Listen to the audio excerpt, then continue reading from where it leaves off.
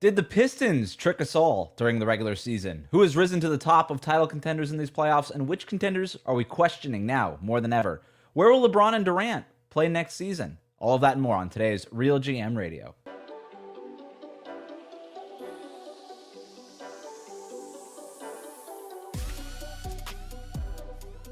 All right, Keith Parish is here today, one of our favorites here on Real GM Radio. We're talking about the playoffs, and then we're going to make some postseason and offseason predictions. Let's start with last night's game, Keith. The Magic beat the Pistons, and I saw this stat from ESPN.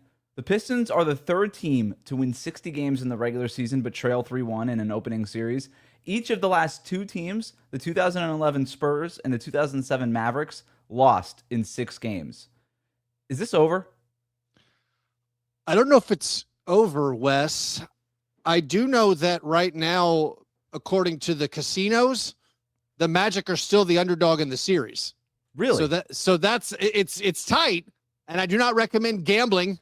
But as far as a novelty stat, yeah, right now you can still get plus money on the Magic to win this series. No, I don't think it's over. I think the Magic have been so inconsistent all season. You got to think they could definitely blow this. But nothing from the Pistons this postseason, nothing from JB Bickerstaff's head coaching resume in the playoffs gives you much confidence that they can win 3 straight games. So while it's not over, it quite obviously is looking pretty bad for the 1-seed Pistons. Down 3-1, going back to Detroit here. So we'll see. Maybe you get one back on home, and next thing you know, you extend the series, go back to Orlando, maybe the Magic wobble a little bit. Because in game 2, where the Pistons won, so they lose game 1 at home, and then they win game 2 at home. And my takeaway after game 2 was, both of these teams are who we thought they were. The Pistons got out to a weird start. The Magic rode the high of the play-in tournament, and they go into Detroit and steal game 1. Close first half in game 2. The Pistons come out on that 30-3 in the 30-3 run in the third quarter of game 2. Punch the Magic in the mouth.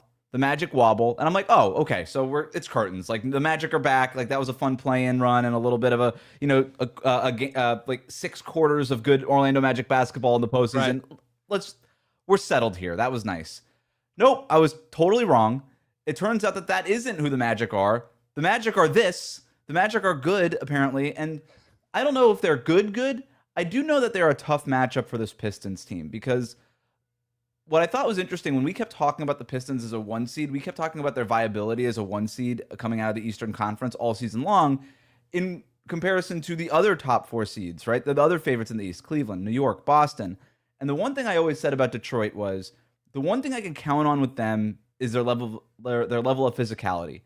And I feel like that's been a bugaboo for Cleveland in the past. It's been a bugaboo for New York in the past. And it's been a bugaboo for Boston in the past. And I'm not saying the Pistons are a perfect team, but if they come and punch those teams in the mouth early in those series, I'm not saying that they have no shot in that series whatsoever. What I did not account for is an 8 seed being just as physical as this Pistons team. And I'm watching that game last night, and they've just got guys coming at them, delivering blowout. They have like waves of physicality. They don't have a ton of waves of talent or skill or ball skills or 3-point shooting, but they have waves of guys who it's like a wrestling match where you just keep tag teaming and somebody else jumps and you're like, he's got a chair? What's going on? And so you've got Goga Batadze here, Jamal Cain over there dunking and offensive rebounding and making a mess of things in the second half. And the Pistons, it's neutralized their physicality advantage. And now all we're left with are all the concerns that we've had about Detroit all season long, the lack of the 3-point shooting and the lack of playmaking outside of Cade. Yeah, I agree that you can just tell that the Magic physically can match up, where you have, Paolo Banchero, while he's faced a fair amount of criticism for his shooting and for his playmaking and just his overall play this season, and for the Magic not living up to expectations, say what you will about the man, he's a behemoth. He's gigantic. And so you have him plus Wendell Carter Jr. playing awesome. And like you said, like Goga coming off the bench, the Magic have physicality. And like, even when they don't shoot, like Franz, obviously a big player. So they've been able to negate that. And then you have two teams that have similar flaws where it's the shooting and it is the, where does the offense come from? And I thought it was funny. You said you were mistaken. Cause I do think after the third quarter run that the Pistons had in game 2, you're like, okay, that was fun. But no, then they go to Orlando, and the Pistons offense is still impotent. They're still putting these non-shooting lineups just because I guess they don't trust the shooters, and maybe they wouldn't make the shots anyways. But you're like, oh no, this is who the Magic are. And even then, I'm kind of like, the Magic are a team that shot 33% for a game and couldn't hit anything, but they still won. Like, they won shooting under 30%. Like, part of it, I think the analysis we're giving it is, oh, this is who we thought the Magic were going to be. And of course, they faced injury issues all year. And when Jalen Suggs is out there, he's the skeleton key. It makes it work. But then we saw so many disheartening blowout losses in what we considered must-win games in the regular season that you're like, no, this Magic team just stinks. They've given up. And then whatever I guess I'll reuse the word magic, whatever magic they captured in that win over the Hornets in the play-in, they've kept it going. And then somehow they still win when Jalen Suggs can't make a shot, when Paolo Banchero is just tossing bricks up the whole time. I love this. Nate Duncan had this stat in the final 5 minutes of last night's game between Pistons and Magic. The only made shot when teams were playing defense was Desmond Bane's banked in 3-pointer. Wow. Which he did not mean to do. Right. Broke my heart as a Grizzlies man watching Ja Morant and Jaren Jackson Jr. It could have been on the sideline cheering on Desmond Bane. But when Bane made that shot and Jaren's just looking at him, like shaking his head and laughing, like that was so lucky. Like that was so lucky. And they're shaking their head. Yeah. And he made a 3 before that too, where they were just like, wow, this guy. Yeah. Quick detour. As a Grizzlies fan, as somebody who does a Grizzlies podcast. Yeah. You're seeing Ja Morant, who, by the way, still with the Grizzlies. We'll talk about that later. Jaren Jackson Jr., not with the Grizzlies, plays with the Utah Jazz, and Desmond Bane, who plays for the Orlando Magic, obviously. You see them coming together, that power of friendship. Do you almost feel like, why did we break this up? They clearly love each other. What are we doing here? Well, can we also, it's many years past, but can we also toss in Dillon Brooks averaging 26 points per game in the playoffs? Desmond Bane and Dillon Brooks are 1-3 and made 3-pointers in this postseason. Oh, what could have been? No, unrelated to Dillon Brooks kind of burning bridges with the franchise. Yeah, seeing Ja and Jaren and Desmond and having the only one who's still on the roster not being allowed to play. Yeah, you're like, what in the world did we do? I know we have a bunch of draft picks. I mean, I've talked about it on your show before. Mm-hmm. I'm not one for trading good players for draft picks and high-fiving and being like, guys, we did it. It's like, yeah, well, you did nothing. You made yourself much worse. And now we get to pray to the lottery gods. Yeah, I mean, it's frustrating as a Grizzlies fan to see that and to just go to Real GM and be like, well, we have 12 first-round picks we can trade or use. That's pretty cool.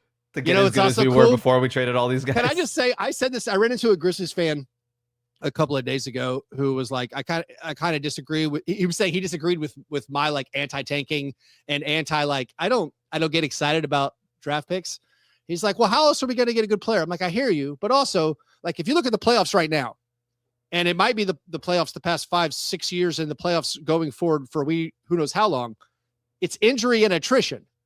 You look at the Timberwolves, devastated by injury. You look at the Thunder not having Jalen Williams. The Lakers don't know when Luka Doncic is going to play. These series, like even with the Magic and the Pistons, it could be that Cade Cunningham is not totally himself. Right. I mean, I know he's 30 points per game, but he's setting records with turnovers. Yeah, like I mean, the most turnovers in the playoffs per game by far. Yeah. Yeah, and he's shooting under 30% from 3. And so, like, he obviously is returning for this collapsed lung, and we don't know exactly what that means for his ability to play. So I'm just saying, if you look at the playoffs now, and obviously injuries are way up, and catastrophic injuries are up over what we've seen in previous NBA seasons. So if the playoffs are a war of attrition and last man standing wins and has totally wide open field, why would a team ever willingly not go to the playoffs? Where it's like you're just buying a lottery ticket, not for the draft, but I'm saying for the playoffs. Where it's like, you don't know what's going to happen. We might get Magic Raptors second round. And it's like, you don't know what you're going to get any season. And when you add in just the injuries that keep hitting all these teams, and it's just like, man, just buy a ticket for the show, see what happens. And the tanking is more of a reaction to the regular season, I think, than anything else, right? Because this idea that, well, why should we compete? These teams are so dominant at the top, whether it's the Thunder or, the Spurs now, whatever, or Boston even a couple of years ago, we thought like that was going to be the next thing. But every year since 2018, we've had a different champion. So you can't, no team could be out here and be like, well, we should just tank because the championship is just decided already. You had more of a case on that when it was Warriors Cavs every year for half a decade. Now you don't have that leg to stand on. It's more of a reaction to the regular season, to your point. And so it's like, okay, so you can't win 65 games like this Thunder team might be able to win. You can't win 60 plus like the Thunder and the Spurs every year, but you could still make the playoffs and you could still make some noise, and then we can kind of see what happens.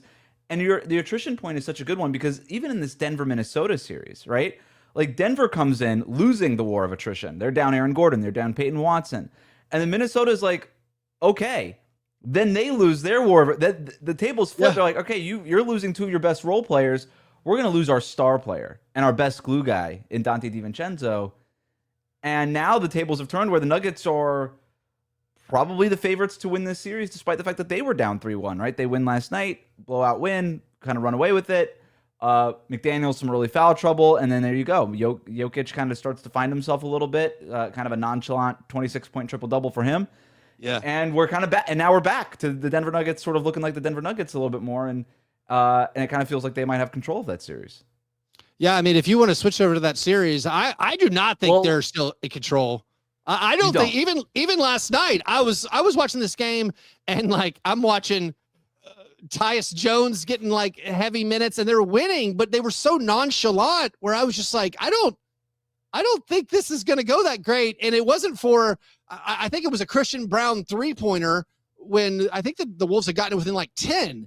And it was like, this is still 13, not the Nuggets. Like there was a moment where it's like, oh, everybody's going to pull their, like none of the starters are coming back in, but they were playing so casually where I was like, have we not seen enough playoffs? Have like the Nuggets blew a 20-point game 7 lead against this exact same team. So I'm watching the Nuggets being like, they're not even playing well anymore.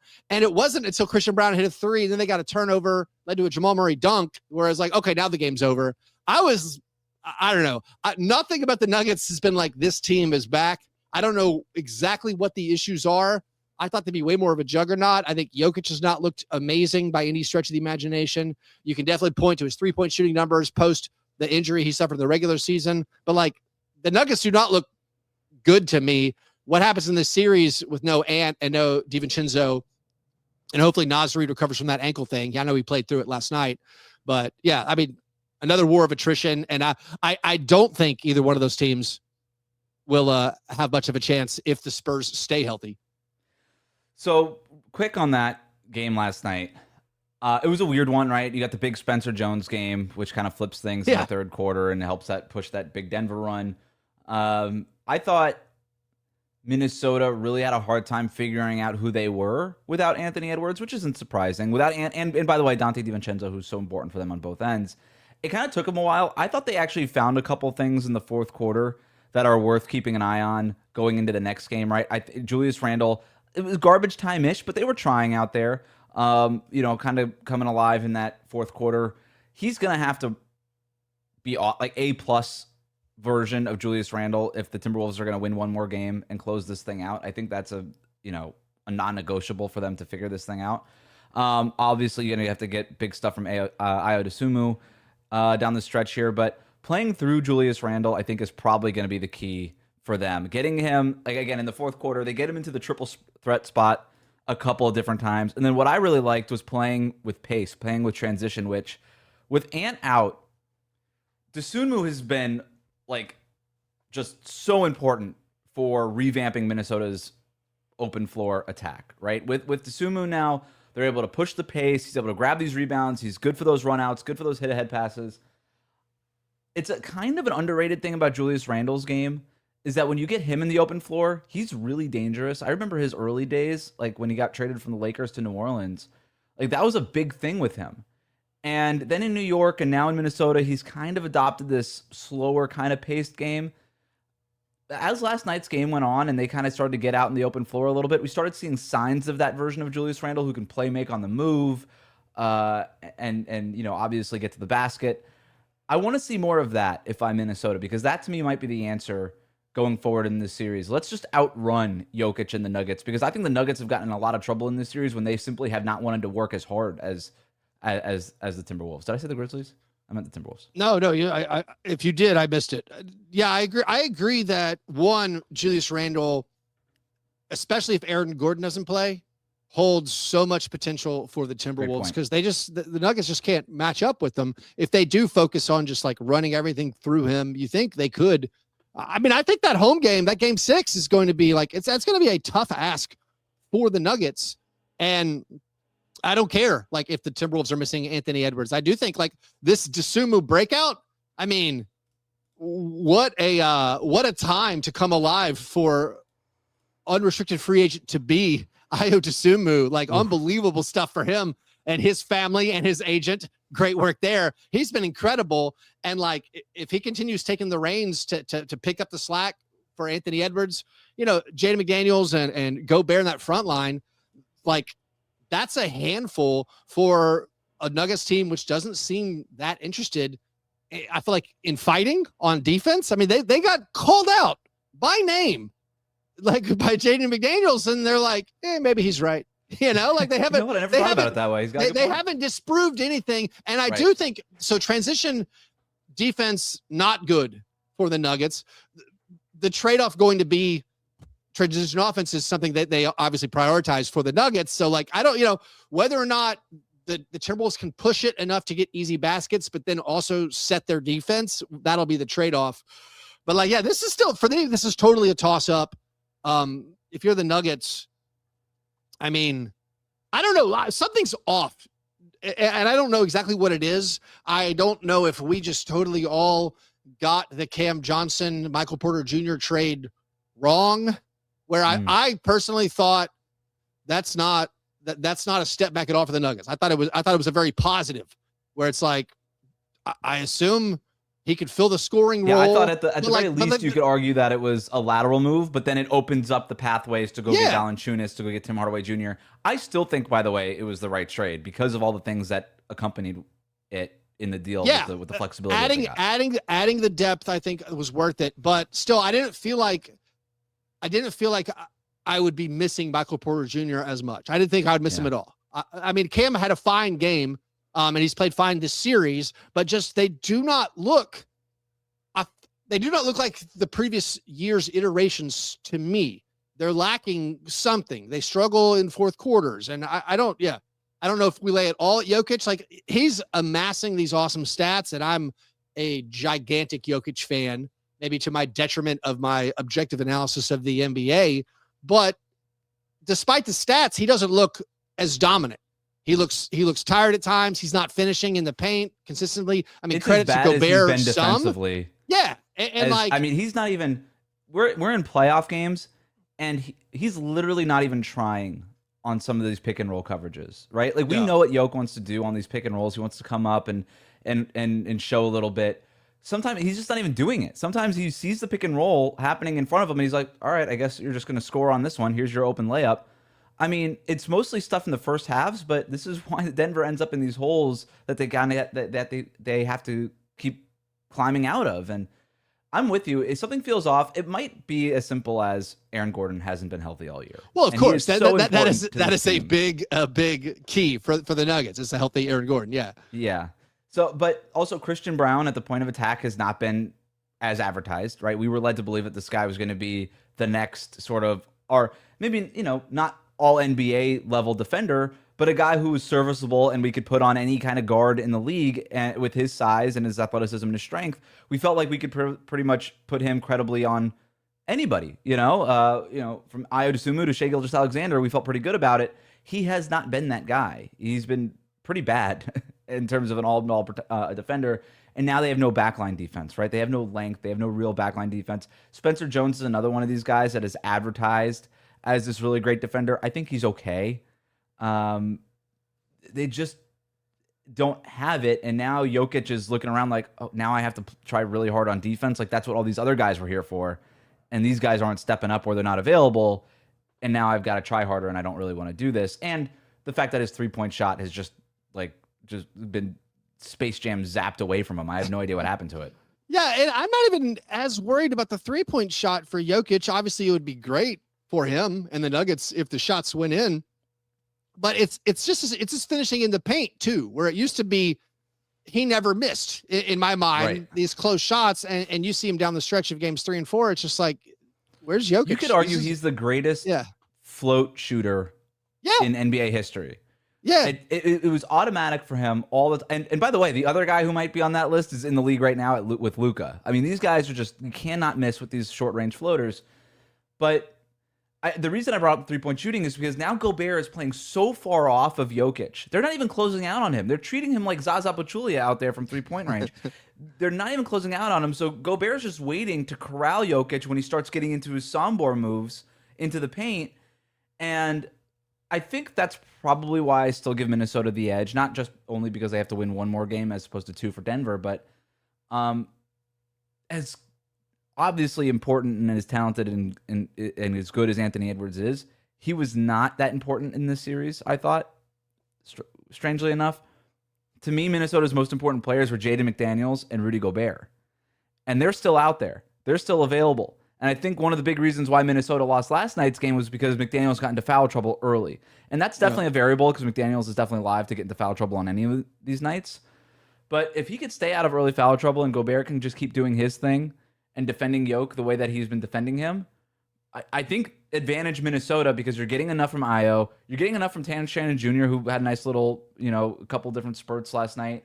And if you can get that A+ stuff from Julius Randle, there's going to be enough scoring, especially if you can play defense at the way that they have.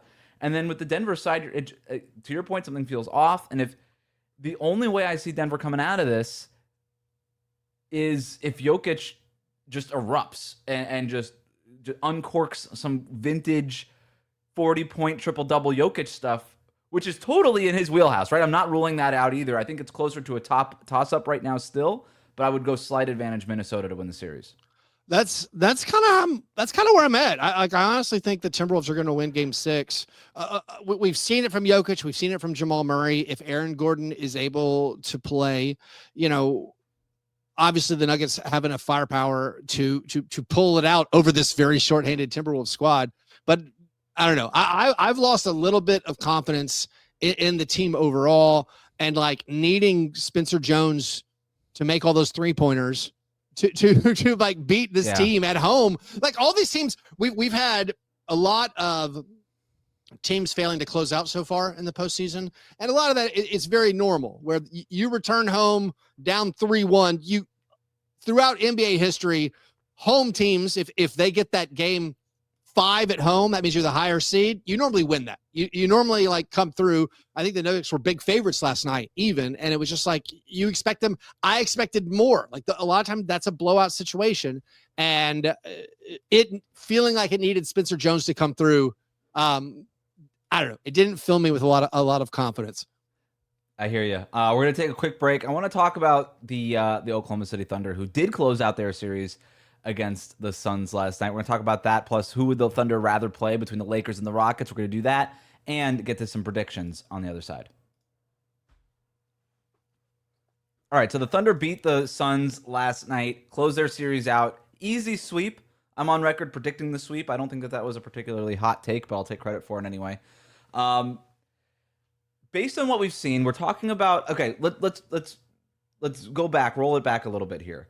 Going into the playoffs, I think we were all sort of talking about the contending teams as the Thunder, the Spurs. I think we all had the Nuggets at that level. Mm-hmm. And maybe we could throw Boston in there. We could talk about that. But it was really those 3 in the West. And now with the way that Denver has wobbled here and the way that the Thunder just handled their business, and frankly, the Spurs have looked amazing. I know they dropped that one game to Portland, but like that's crazy stuff has already happened in that series, but Wemby's back. Looked incredibly dominant defensively, as dominant defensively as we've seen him in the second half of that last game. Is it the Thunder and the Spurs now and just everybody else?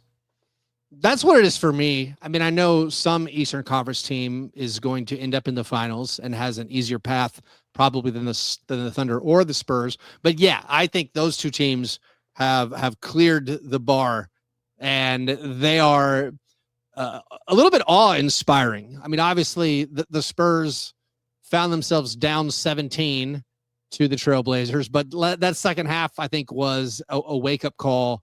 You think the teams that could do that, it's probably the Thunder and the Spurs, and they were so dominant. And obviously, their loss to Portland, pretty big asterisk on that one, Wes. With Wemby leaving the game, 7'5". Yeah. So, with what Wemby has done, absolutely terrifying. And then you have to, I think, consider what the Spurs did to the Thunder in the regular season, also in the NBA Cup, where you're like, yeah, those two teams look awesome. But credit the Thunder taking care of business. They now consistently in the first round do not mess around. They overcome the injury to Jalen Williams. They just take care of business. I would have thought they would have had one of those games where, like we've seen in the Eastern Conference, where they just clamped out like the Suns. I give the Suns credit for scoring the basketball. Like, they actually put points up in all these games, but the Thunder, like, it's cool. Have fun. Knock down some shots. But it doesn't matter. We're gonna win when it matters. And I have, to the detriment of this podcast, I have not talked about the Thunder enough, because I felt like I talk about them all throughout the regular season. We talked about them, and like I said, I had them winning this series in a sweep. So I promise right now I will talk about the Thunder more in the next series, and we're going to talk about them here a little bit. But because I haven't talked about them, I just want to give out this shout out. Shai Gilgeous-Alexander, who's going to win MVP probably this year again. 33.8 points on 55% shooting in a 4-game sweep over Phoenix. That's great for even Shai. And it just feels like he's doing it and nobody cares. And you could say, well, it's against the Suns. The Suns got into the playoffs because of their defense.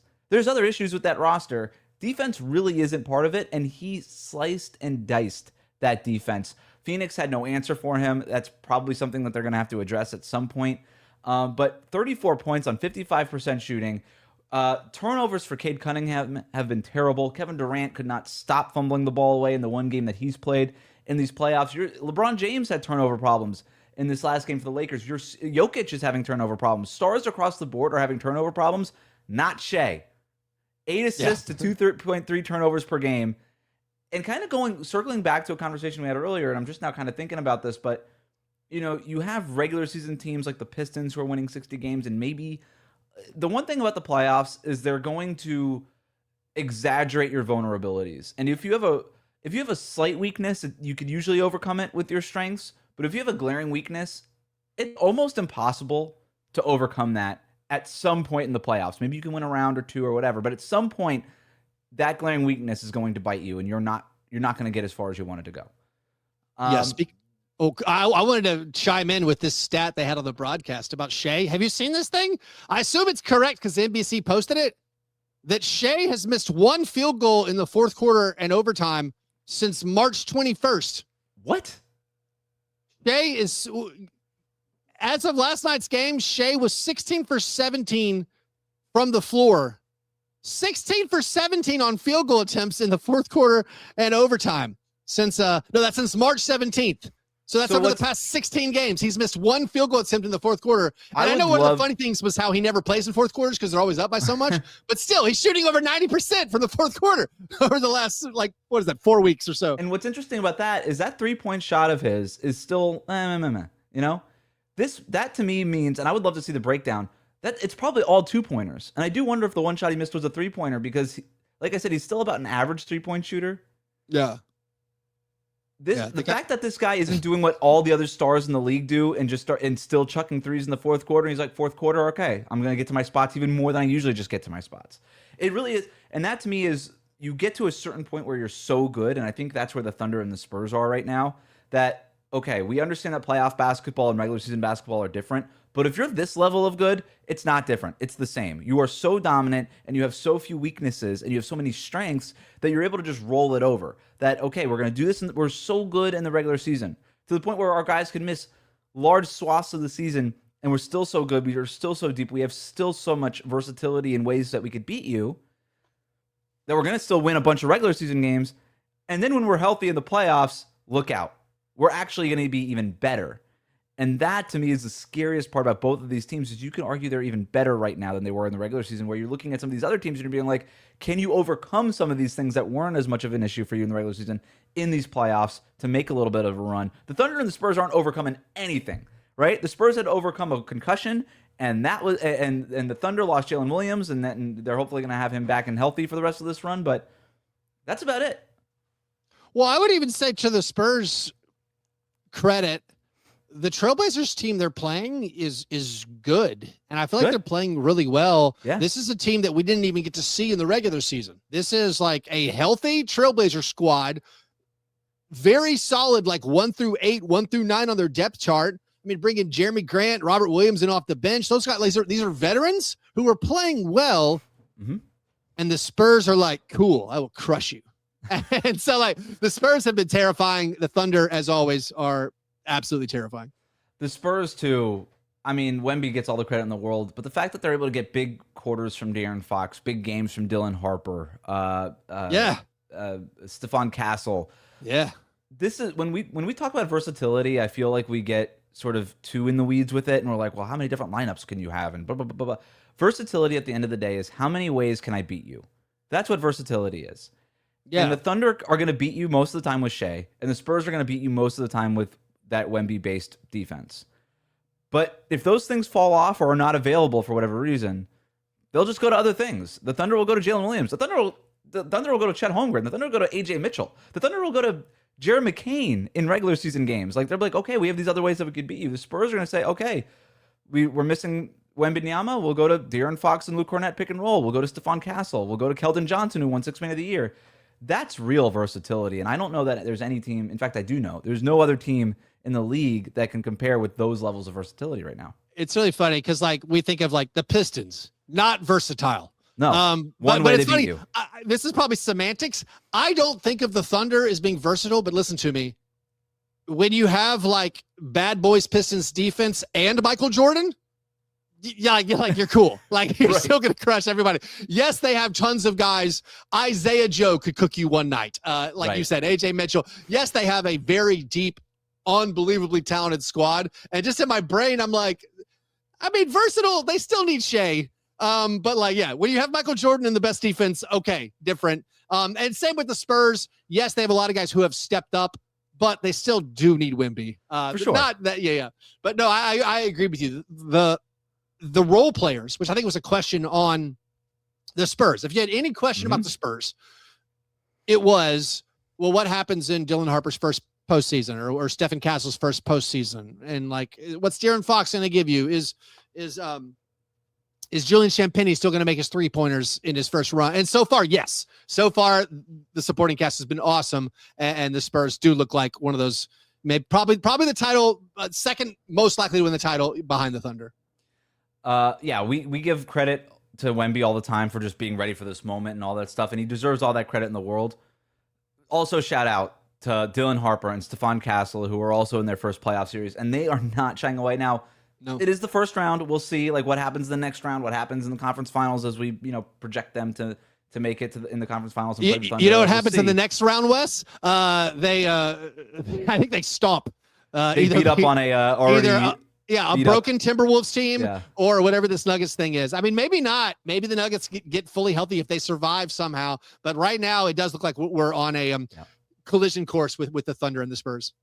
Really quick, if you're the Thunder going the other side of that bracket, because I agree with you, would you rather play the Lakers or the Rockets? Now, maybe this is a dumb conversation because the Lakers are up 3-1. They're probably going to win the series anyway. But whatever. Maybe Kevin Durant comes back. Like, I don't know. Like, we'll see what happens. But Austin Reeves going to swing the series. That's true. He's coming back here, right? Who'd you rather play? Like, the Lakers, considering that we still don't really know when Luka's going to come back, or the Rockets, who feel like they're just a Kevin Durant away from being what they were in the regular season?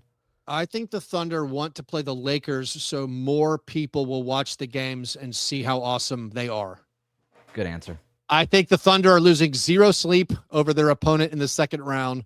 I think they're thinking, you know what? We'll get the primetime slot to show off how awesome we are if we get the Lakers. So that's, Lakers.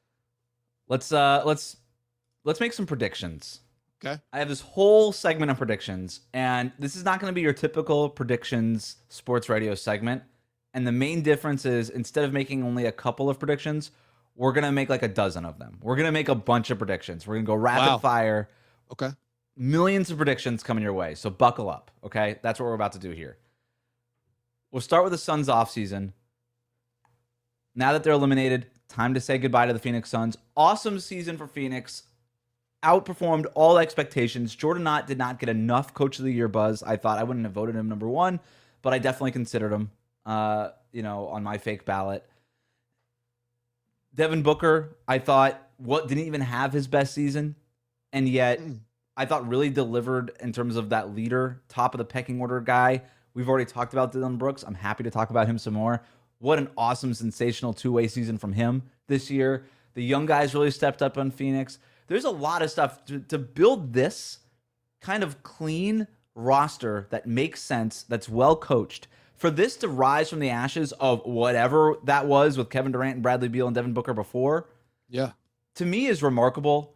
And it's this just deft front office management, coaching, Devin Booker leadership win all around. So high fives to the Phoenix Suns on a great year. You just total hats off. That said, you are obviously still very far away. As planned, you're still in the middle of this rebuild. Maybe you're a little bit ahead of schedule on this rebuild. I say all of this to ask you this, Keith. One move to build on this past season. Give me a prediction for Phoenix. Prediction for Phoenix. I mean, the sports radio hot take is Ja Morant. There we go. Ja Morant, who watched one of their playoff games in the suite. Yeah, the Suns are, I think, a commendable organization in the sense that they kind of backed themselves into that hole with all their roster moves, but just said you know what, Devin Booker wants to be here, so we're not going to trade him. So let's just try to build around. And they pulled off a heist, frankly, in the Kevin Durant trade. The Rockets, who are yet another team who found out that oh wait, Dillon Brooks was really good at winning for our team. So a lot of positives for the Suns. What they can do this offseason is, I don't know, it's weird because I think going into the series against the Thunder, people are all right, you can trade Jalen Green for somebody. The salaries they want to move are probably Grayson Allen and Royce O'Neal to bring back somebody. But Jalen Green, I think kind of acquitted himself pretty nicely. I mean, yeah, he's a volume scorer, but the play-in, he was incredible. They don't make the postseason if it's not for Jalen Green. And so you keep Dillon Brooks next year. If they can keep Colin Gillespie and Jordan Goodwin, those kind of culture / nice little development projects for them, I don't know. But yeah, what do you have a move for the Suns? Well, who do you think their trade target's going to be? I think they need to upgrade a perimeter defender, right? Colin Gillespie plays really hard, and that's nice. But having Royce O'Neal kind of deployed as your, okay, if it's not Dillon Brooks and it's this guy at this stage of his career defensively isn't great. They've tried Ryan Dunn. It just doesn't feel like that guy can make enough threes to stay on the court. I know they picked up Haywood Highsmith in the middle of the year. He had a weird year with a bunch of injuries. To me, I think they need to go get a wing defender, because if you're talking about competing with the best teams in the West, which I think is still the idea, right? You're going to need that player. And the obvious name to me, and this is going to come up with probably half the fan bases in the league, is Trey Murphy III, who I think could tap into that defensively. They have no prayer. They don't have any assets. And that's the problem. They have nothing that they could trade. So can you go a little bit lower on New Orleans roster and maybe save Herb Jones, who I don't know, a couple years ago was this awesome defender, and he's really fallen off and out of the rotation there. It just feels like if you save him out, get him out of New Orleans, it feels like he could probably be what you want Ryan Dunn to be, which is a good player. And like I said, it's not this big dream scenario home run swing, but like you just said, they don't have the assets to go make that home run swing. Maybe you could try to talk a team into Jalen Green after this run that he just had and whatever, but you're still not going to get some big whale type of acquisition. So can you make a little move like that? That's sort of what I think they'll do, and not mixing things up to the point where you're undoing a lot of the goodwill that you just did. I don't want them to take this all-in type of thing. I think they're taking the right patient approach, but adding players like that to the mix who just make a little bit more sense. I wonder if they could sign and trade like Mark Williams for something. Like they don't Ooh, necessarily like when you say wing, they need like a wing with size. Like and like Yeah. they need a guy with size who can also shoot, which obviously is what everybody needs. So yeah, that's going to be a challenge. I mean, when I look at this team and just like do the what if kind of retroactive analysis, my what if for them is what if they had drafted Cedric Coward instead of Malawach? Like, wow. What if Rich Paul hadn't forced the Suns to go get Malawach right after trading for Mark? I can't remember. Did they draft Malawach first and then trade for Mark Williams? It was within the span of like 5 minutes. I want to say they traded for Mark Williams first and then drafted Malawach. Yeah, it was. I mean, it was all backwards. Draft night. What if they just took, I don't know, best player available, Cedric Coward, and had him it's a great call. On the wing? He'd be perfect. They'd be so well set up. Alas. All right, we're gonna take one more break, and then we're gonna do more predictions. We're bouncing all around. We're bouncing playoff predictions, offseason predictions, big star player predictions. All of that coming up next. Next prediction, Keith. Going back to this postseason, who comes out of the East? I mean, I thought it was wide open when the playoffs started. As we record this on April 28th, it's the Celtics. I think the Pistons have humiliated themselves, falling down 3-1. I don't think the Knicks give you any confidence of being locked up with the Hawks. And it's like the Cavaliers, who I might have over-indexed their first 2 games at home. Them losing to a Raptors squad that had the worst field goal percentage in a win in the play-by-play era. Yeah, I think it's the Celtics. Is that also your thought? It is. There are things I have not loved in this Philadelphia series. There's still a little bit too much of this hero ball stuff in the fourth quarters, and that was obviously a big problem for them in that one game that they lost so far. I also would have loved to see what would have happened had Joel Embiid not come back in that last Sixers game. Because that felt like, to me, and this is not like an anti-Joel Embiid thing. I try to be as nice to him as possible because a lot of people take shots at him. But I mean, he took 10 shots in the first quarter or the first half, I can't remember, of that last when he came back in that game. And Maxey had 3 by the time Embiid had 10. And I'm like, Maxey's their best player now. He's the guy. He's the guy everything should run through. I understand you're trying to get Embiid back into the mix and try to get him involved. This ain't the time for that. This is the playoffs, and you have a chance to tie the series 2-2. Instead, you're looking at a 3-1 deficit here. So I think that series is over. But I do think that this Boston series, this series has just showed a couple things in Boston to me where, as much as their regular season was a success and we championed like, oh wow, Neemias Queta and Peyton Pritchard and Jordan Walsh and all these guys who are stepping up, they're clearly not as talented as they were, because there have been moments in the series, even in the games that Philadelphia lost, there have been moments in the series where Maxey and Paul George and VJ Edgecombe went toe-to-toe with Tatum, Brown, and Derek White. And you know, one of those guys is a rookie. One of those guys is way past his prime. And these Celtics ostensibly are all right in the middle of their prime. So, I don't know. I think about what they could see in the next round. And if it's the Knicks, I just think the Knicks are more talented. And if it's the Hawks, I don't think you could say that they're more talented, but who's to say they couldn't be on any given night? You know, the way that Atlanta's played and the way that Boston, I don't know. They've been a little bit more vulnerable than I thought they would be. I trust the Celtics way more. I'm not even sure that the Knicks are more talented. I like the Knicks are a perpetual, just not maybe disappointment's too strong. Just like a perpetual. Why aren't you more elite? Like you're good. Why aren't you more elite? What have you guys done to Mikal Bridges? Why is he so unhappy? Like why is he playing so underwhelming? Like didn't Cat? Did I misremember this? Didn't he used to score 30 points per game, like for long stretches? Like, what's going on with this Knicks team? No, I think the Celtics, I mean, Jason Tatum. Like, I think even when we talked about Jason Tatum returning, it was like, what if he returns and can give them 70% of Jason Tatum? And it's like, he's trending over 90% of Jason. Maybe, I don't know what it actually is. He looks awesome. He's 100%.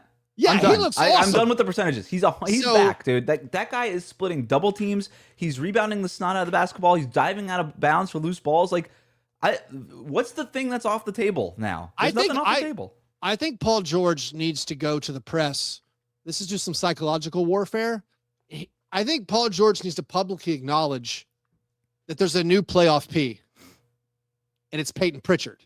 I think Paul George needs to be like, hey, listen, there's a real playoff P, guys. Hey, Pritchard, nobody's stopping that guy. I like just it. to try to just maybe throw something out there, maybe to get him off his game. Because Pritchard's cooking. Also you mentioned the Embiid thing, and I think there is something to be said about reinserting Embiid changed how the Sixers had been playing, obviously. And while I get maybe you could have gone small still and kept up with the Celtics, Embiid didn't make Edgecombe miss all of his jumpers. And it's like, if when Edgecombe's not making threes, well, it's still tough. And eventually, if you're going to progress in the playoffs, which is the literal point, I think getting Embiid back up to speed, being this mismatch that forces them to keep Vucevic on the court or something, that's probably in your best you're right. interest. I probably overstated it. I would have liked to see them just not try to get Embiid involved as early as they did. Don't tilt everything you're doing towards Embiid. Let Embiid be better Andre Drummond. Let him be that. It's don't like how all we of a said, sudden be this Embiid team again, because you can't be that anymore. Be a maxi team. Do all the things that have worked for you in this series in particular. Yeah. And then also have the Embiid sort of nail instead of making it like the whole building. All right. So my other thing about the Celtics here, and going back to our prediction, who comes out of the East? I still think it's the Celtics now. Yeah. I was playing devil's advocate. They're a little Sure. wobbly. I'm not ready to just be like for sure, but they are looking at a potential playoff path here to the Eastern to make the finals, having to play Atlanta and then one of Orlando or Toronto. Yeah, it's possible. That's it. Yeah. To make the NBA finals, Keith. Yeah, they could go just through play-in. All the way through the play-in. Yeah. It's like, hey, the Celtics did actually end up in the play-in tournament. Yeah. See? Yeah. Prediction number 3. Mm-hmm. Where is LeBron playing next season? Oh, that's a great one. Are we sure the Lakers are out? When I watch him throw the alley-oop to Bronny, I'm a cold-hearted guy, and that just warmed me. I was like, that was beautiful, man. So if we're sure, I thought it was probably going to be like the Warriors or Cavs. And now I'm just like, why not? Why not the Lakers? So it's a great question. What does he want? What do the Lakers want? How much? I think the more interesting question is how much money does LeBron James get paid next year? What is he cool with?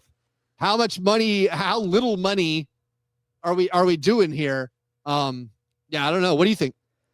Well, the money factor is a big one, and there's a couple of major factors when I try to consider where LeBron is going to play next. Number one, what's the money that he's looking for? Is he willing to take a mid-level exception somewhere? Is he willing to play at the minimum? Because both of those avenues would open up a lot of different scenarios, especially, if he were to play at the minimum, he could go anywhere. There's not a lot of cap space out there with the teams that he would want to play for. This guy's not going to want to play for just any team to just make the most amount of money. That LeBron's not going to do that. I think if money is a priority, I don't think it'll be the number one priority to the degree that it's like, I'll walk into Brooklyn's cap space to play with some losing basketball team. He's going to want to be in the playoffs. He's going to want to have play a respectable season in what could be his last season. I think he wants to know that he has a realistic chance at making a conference finals. So I think the team has to be competitive enough too. It can't just be any playoff team. Mm-hmm. And maybe it's him that turns a playoff team into that competitive enough team. Right? I think he could also look at it that way. I've brought up Charlotte before. That would be really interesting. Him just walking into that Miles Bridges spot would be really interesting to me. But I don't think that's what... I won't make that my prediction. I just think that's more of a fun thought experiment. I think he's playing for the Lakers next year. I think all of this was really overstated, but I think the thing that he found at the end of the year, embracing this role and being freaking amazing at it, and frankly, getting to do the thing where I think he was actually having fun on the basketball court in this new role, but then also got to go to the media and talk about how much of a sacrifice he's making. He got to have it both ways. He's like, this is easier on my body. I'm having a lot of fun doing it, and I get to be the hero. I get to have this martyr thing. And check all these boxes. Plus it's in LA. Uh-huh. They can offer him the money no matter what. They have his bird rights. They can make all the moves that they want. And then, if they're willing to spend on the roster, they could pay LeBron a handsome salary for this next year.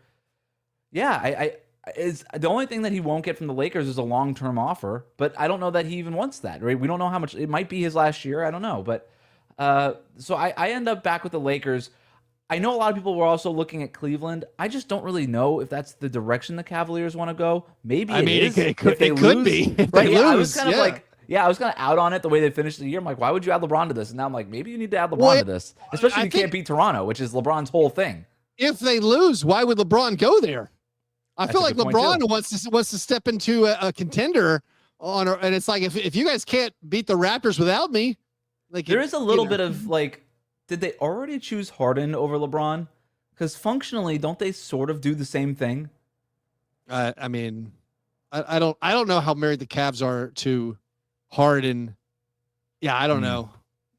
Would they trade Harden to make room for LeBron? Would you trade Harden to the Lakers for LeBron? No. I mean, are we even sure that Harden is gonna pick up his player option? I mean, I don't know. Like, that's a great point.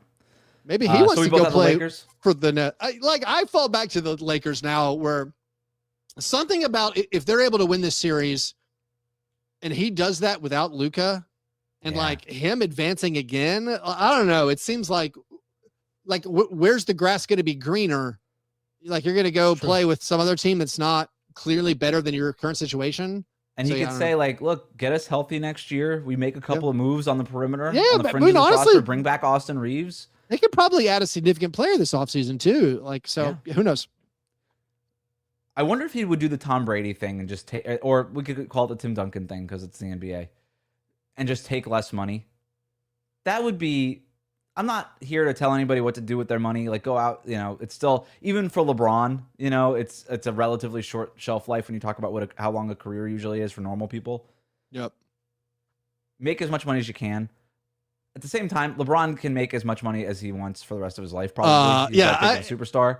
At some point, I think LeBron might be okay. Would you just do again? How cool would it be if you were LeBron? Look, I did the player entitlement thing, the player empowerment thing. I brought it to the league, but at the very end of my career, I'm gonna play for $10 million, make sure that the Lakers could build a contender around me, and we're gonna go out strong. And maybe we don't win the championship, but I'm gonna do the thing to be the ultimate winner at the end. I don't know I'll go ahead and I'm gonna try to speak it into existence, Keith. That's my prediction. He's playing for the Lakers for $12 million next season. I want whatever the Lakers do to end up paying him the most they are legally allowed to pay him. Like, I don't need luxury tax payments being saved by the new ownership group so LeBron can play with a stronger team. No. Pay through the teeth, whatever you need to do to give LeBron the most money as possible while still upgrading the roster. You're right. Prediction number 4. Where is Kevin Durant playing? I would love to see. I mean, you mentioned as a wild LeBron option. I'd like to see the Hornets go get Kevin Durant.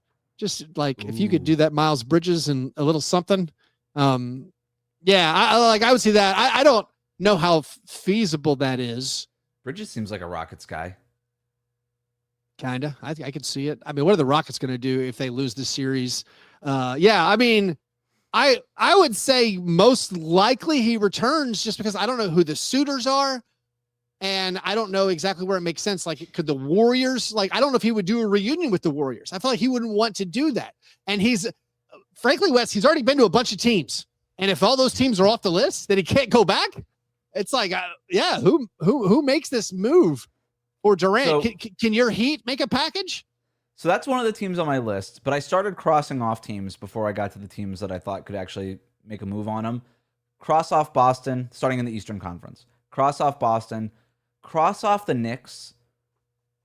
I just don't think you can go back to New York if you're Durant. Like, even if it's to the other New York team. I don't think you can do it. So I'm crossing them off. I'm crossing off Cleveland. I'm crossing off Toronto because Durant's not going to want to go there. Philly doesn't really have a pathway, so I'm going to cross them off. Unless the Rockets are like, yeah, I guess we'll take on Paul George and the rest Durant of the for Paul George? I mean, I don't hate it.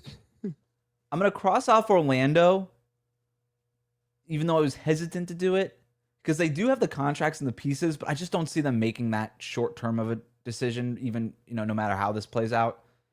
Crossing off Milwaukee and all the other losing teams in the East. Okay, to the Western Conference, I'm crossing off the top 2 teams. It's not going to be OKC. It won't be San Antonio. Denver's interesting. Why not San Antonio? They kind of know what they have it, right? What if they lose? What if San Antonio loses in the next round? What if you can trade De'Aaron Fox for Kevin Durant? I would not do that. I mean, I'm just spitballing here. But Fox if is you know, younger, but wants if you to be know, there. I'm with you. But if you lose disappointingly somehow in the second round, and if you're looking at your roster and you say, you know what, eventually we're gonna have Dylan Harper and Steph Castle. What if we change this right now? I mean, what if you got something? What if you got Durant and you got a first, or you got like Durant plus something for De'Aaron Fox? I mean, the Rockets need ball handling. They need a point guard. I don't know. Like, I don't think it's inconceivable. Or if you could get Durant with keeping De'Aaron Fox, if it's a Harrison Barnes. So like the Spurs have this window while Wemby's on his rookie deal where you can go mad.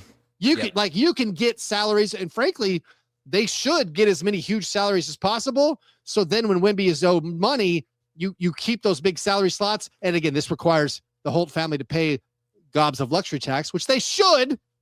But they should be acquiring huge salaries for the next couple of years. So I don't know. If you could, I think it'd be fun. I don't disagree with the spend now, do the rookie quarterback thing, spend now with Wemby. And I just wouldn't do it with Durant because of the vibes. Like, it's not what I want. Like, I'm not bringing that into my locker room. Denver, like I said, is kind of interesting. Like, is there like a Cam Johnson plus stuff pathway to KD? That to me is kind of interesting.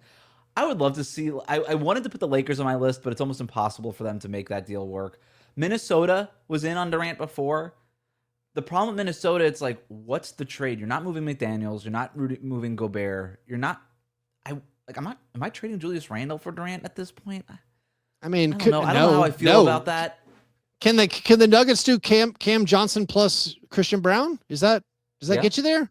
Yeah, I feel like it's probably close. I mean, that one. Yeah. I mean, I don't. It's interesting. I don't love the idea of consolidation for a team that's already short on depth. Nuggets going from 2 useful players to one who's old. But then again, it's Kevin Durant. I'm done. I'm personally done with the yet again it's Kevin Durant excuses. Okay. Like,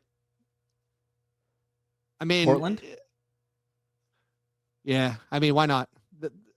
Jeremy Grant and stuff. Thanks for everything.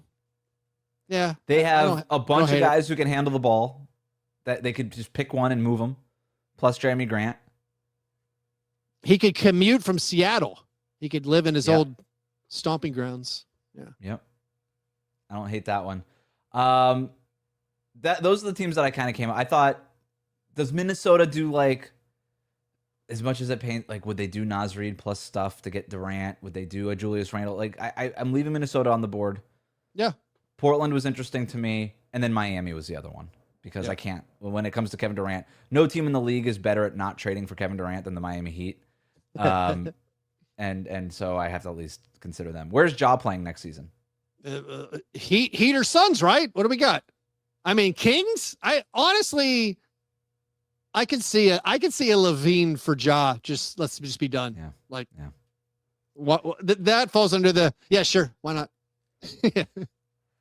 It just feels like there's going to be some sort of team that comes out of the woodwork and it was just like, you know what? We're Brooklyn and we're ready for Ja Morant. Like, it just like how the Wizards just came out of nowhere for Trae Young. I just wonder if there's a team out there. Does Orlando's just say, you know what? Let's just go get him. You could go through, hey, our offense is broken and we need a playmaker. You go to the Rockets, you're like, why not? Like, we need a playmaker. If teams can talk themselves into Ja Morant staying on the court, bouncing back, but I still think that the cost is good, and I think the cost is going to be so low that you're like, why not? Let's give it a spin.